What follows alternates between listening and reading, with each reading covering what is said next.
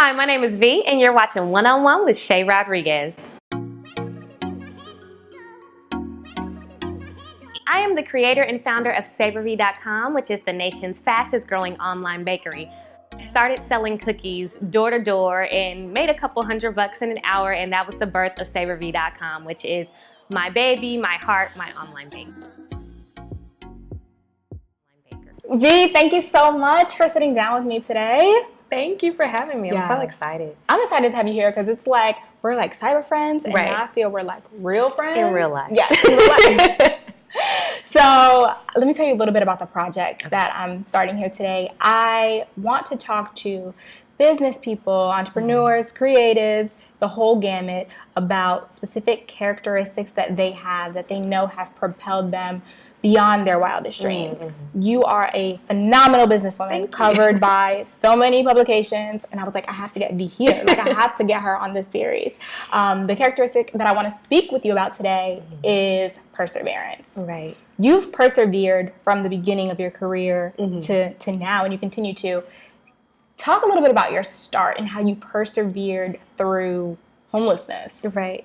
Definitely. Well, I was almost homeless. I was about 72 hours from eviction, so thank God that didn't happen. I was 48 hours from getting my car repossessed, but I'll give you all the little details there. So basically, I was working at an advertising firm and couldn't really cover my bills. I was entry level. I was making nothing. Like, I don't know how people live on that because I wasn't. But I had a roommate at the time, and so that's how I was able to cover my bills. We were splitting everything.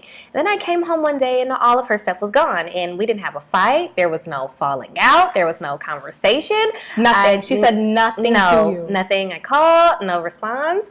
And then that's what happened. I was then covering everything by myself, which I wasn't used to. And so luckily I still had a good cell phone family plan, with my parents. So, I called, but I didn't tell them what was going on. I was like, I'm going to ask them for money. And I felt like something was saying, no, I had to do this on my own. I was living in Atlanta. They were in California. And I was like, I have to woman up. I'm missing something here. Like, there's a line that's not being connected, right? So, it got really bad. My electricity was turned off. I didn't have any lights. And so I would just read books. I didn't have any internet. I didn't have any cable. And I would just sit there and read books. I can't tell you how many books I read that week. But I got a hold of Outwitting the Devil by Napoleon Hill. And it talks about thinking and drifting and how we aren't properly thinking. And so I was like, there's something here. And I just kept reading the book. And then I felt like a voice said bake, and it was very weird. Like, I felt like I literally heard a voice. Was it like masculine, feminine? Tell me about this voice. I need to know. That's a great question. I think it was a feminine voice. My grandmother baked, and she wanted to own a bakery when she was younger, but she didn't feel like she could do that. And I don't know if it was like her spirit saying something, but it was a feminine voice. As I think about it later, I always say, I think that was Annie, Grandma Annie, trying to give me a sign, like, girl, you better do this thing. Like, this is going to save your life. So I heard the voice, but of course I didn't have electricity. So thank goodness to that good family cell phone plan. I called a friend and I asked if I could use her kitchen. And she's like, sure, girl, I'm working on the project. I'm not going to be home anyway. So she told me where the spare key was. I let myself in. I used all her ingredients because I didn't have the money. Of course. Who's reading these? And I baked a snickerdoodle cookie. And I'm like, okay, what now? I made these cookies. I ate some of her food in the fridge. What I do now? I had about $10, and I went to Walmart and I got some clear cookie bags, the one that come with the twist ties. And I got those address labels that you stick on your envelopes, and you write. The blank ones. Yeah, the blank ones. And I wrote my cell phone number on those. And it was the most humbling thing. I felt like an overgrown Girl Scout. I went door to door in Atlanta to barber shops, to hair salons. I was in Publix parking lots. And I sold these cookies to people. And before I knew it, I counted up I had dollars, I had change. Everything. And I made about $200. And I was like, what? And I looked at the time and I had only been out for about an hour. And I'm like, oh my gosh, this is crazy. I took that money. I got my lights turned back on, and I have been baking ever since. I've been baking every day since that day. And I was literally, people who have been following me on Instagram for years laugh because I used to slang these cookies out the trunk of my car. I used to say, hey, I'm going to be up at Lennox on the corner of this and this. You would pull up, and people would pull up. There would be a line, around the trunk of my car, and people were buying these cookies. And then I bought a domain in 2013, SavorV.com, and I've been selling these desserts ever since. And what it is now, I could have never. And that's what's so amazing about your story, because I know we talk, we're friends. Right. You got chased out of Lennox. Yeah, I got chased out of Lennox. So I know you've gone through some things, but I feel like recently, you've pivoted and refocused, drilled in on your business. Yeah, definitely. Talk about why you felt that you needed to refocus your business. What happened? I felt like, for me personally, I have to do things that make me feel excited to get up in the morning, or else I'll just lose track. You just won't do it. And I felt like my passion was waning. I felt like it was becoming too businessy.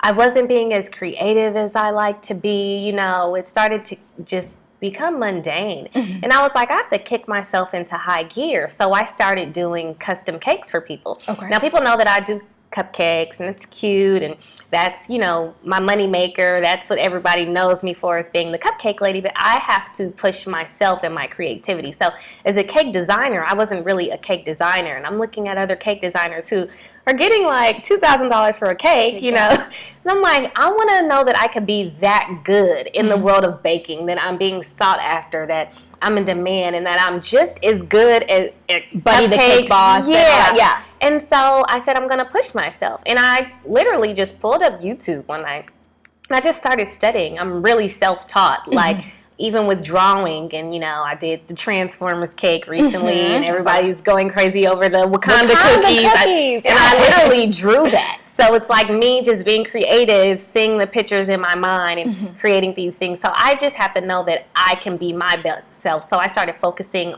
more on the creativity and the design of cake, and the beauty and the art of cake. So that's what made me kind of just refocus and drill there, because I had to know that I could be my best self in this world. I want to make my mark in the world of baking and creativity. And that was really at the expense of, you had become a brand of being queen of all things domestic. Yeah, definitely. So it was no longer just baking. It was cleaning. It was little DIY it was all of that. And you had a team. You had a cohort ready to ride for you. I had 27 bloggers, and I made the decision to snip it. And it was a very challenging decision. It's like, before I give up the ghost and drop dead, I want to know that people know I was here for baking. That's where my heart is. I'll always be the queen of all things domestic. Yes, people call me and they're like, hey, my baby's sneezing. I need a home remedy, and I DM those things back. I'll always be that person inside. But as far as the industry of baking is concerned, I have to leave my mark. So I made a really hard decision to do that. How was that? It was fine. They were totally fine. I was shocked. Did you agonize over the decision to do it? I did, but I don't agonize very long. Okay. I make quick decisions. If I decide I'm going to do something, you're going to see it in 48 hours. Wow. I don't know how anybody's going to feel. I created a business, kind of on accident, and it became a global brand. And I was like, it's going to stay that way. So I was pretty shocked. They were like, oh my gosh, although I'm sad, you're motivating me because you made a hard decision as a businesswoman. And I respect that. And a lot of them, because of the group, they didn't have businesses, and they have all started businesses now. A couple of them, our design team has built their websites and all that type of thing. So it was great. They still hit me up for advice on things. They're still asking a bunch of questions about blogs and blogging, and I still respond to all of them. That's amazing. Just because I recently came across a quote, and it says, the snake who fails to shed its skin shall perish. Yeah, absolutely. And that, it puts me in the mind of you, because you're so ready to let go. Yeah, absolutely. For the betterment of your business. It is an art. It is. For the betterment of your business. And I don't know how many women, you say that you didn't agonize over it for so long, but women were so emotional. I feel like so many women would be like, oh my God, it's so hard. Yeah, and that messes up your business. It does. Your emotions. I cry a lot. I'm a big crybaby. I probably cry once a week, like, but I give myself a time limit. Okay, we're gonna cry with this today. We don't get to talk about it tomorrow. Like, you have to move on, because life is about progression and growing, and you can't stay there.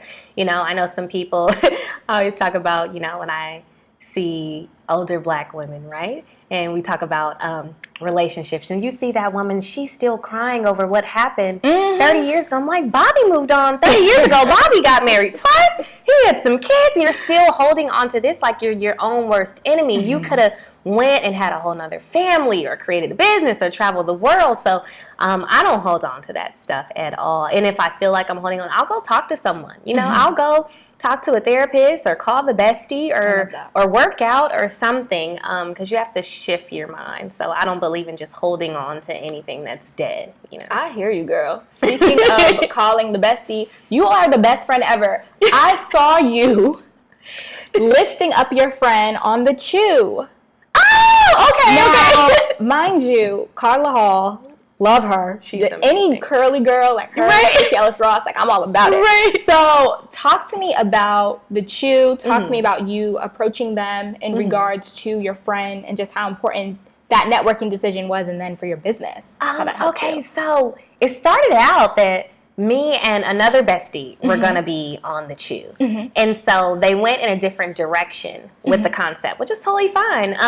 But I made sure that I kept that relationship with the assistant producer. Okay. And, you know, we're texting, we're DMing, we're doing all this. You know, I know a lot about him. He became my friend. And then so he just started reaching out to me about people that I knew who could possibly be on the show. And since then, with that relationship, I've had a ton of friends who've been on the show or on the website, things like that. So he said, you know, do you know anybody who this holiday season gives to so many people and nobody gives back to them? I said, I know just the person. I know a person who opens their home to people all the time, never gets thank yous in return, who will give you their last dime.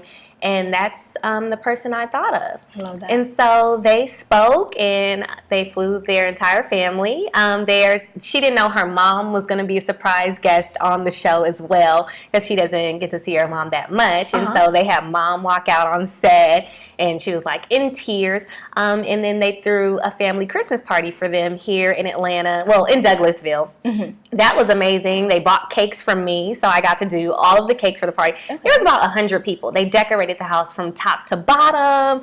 We had the ugly Christmas sweaters, catered food, and it was just a really amazing moment. It came out in the AJC, and it was just an amazing moment that I got to be still amazing. So you got to give back to someone who you love, and also kind of benefited from that experience too. Absolutely. Getting to know that producer. And I still have a strong relationship with him, and amazing. you know, working with him with casting has been amazing. And he's like, you know, I know you know someone who fits this, and that. And I'm like, yeah, I'll put you on the phone with them right now, you know. So just to build that relationship and learn more about that world has been awesome. I love that the opportunity fell through for you, and you still kind of persevered and didn't get bitter about it. Well, that's the thing. I don't believe that there are any opportunities that fall through.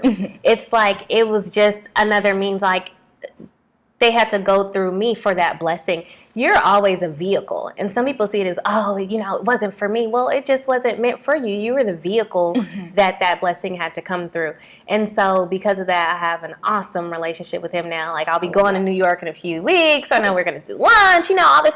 And that's why we still have that relationship, you know. So nothing is a failed opportunity. I don't really think there's a such thing as failure. There's just different ways to do things, you know, and there's training around, you know. May not have been ready for it at that time. For whatever reason, it wasn't meant to pan out that way. It was meant to pan out a different way, and that's totally fine. I love that. Well, thank you for the opportunity to come and sit down with me. Would you shout out your website so people can come and get some of those delicious cakes that you have, and the Wakanda cookies? Every time I say Wakanda, I have to do this. The Wakanda cookies you guys for a birthday party with. If you want them, holler at me on Instagram. Yes. I can be found at savorv.com. That's SAVORV.com.